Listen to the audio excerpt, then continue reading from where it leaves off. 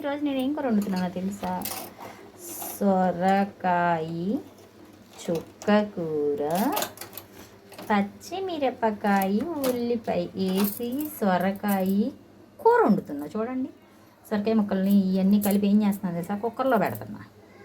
పసుపు కారం వేసి కొంచెం నీళ్ళు పోస్తున్నా. ఆల్రెడీ సొరకాయలో నీళ్ళు ఉంటాయి కదా, కొంచెం నీళ్ళు పోస్తున్నా. పోసి ఒక 4 విజిల్స్ రానిస్తుంది. చూద్దామా? కుక్కర్లో పెడితే చక్కగా ఇలా పులుసు కూర, ఇది పులుసు కూర. చూడండి, ఇప్పుడు తాలింపేస్తున్నా.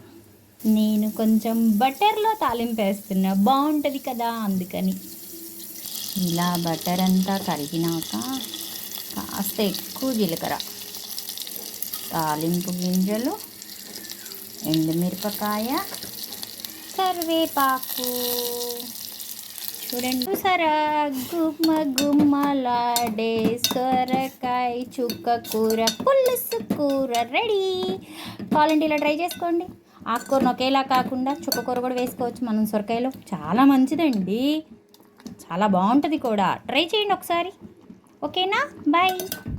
చక్కగా ఎన్నిపేటప్పుడే ఉప్పు వేసానండో, ఈ రుచికి సరిపోను. ఉప్పు చూపించలేదు అనుకున్నారు, వేసేసా ఉప్పు కూడా.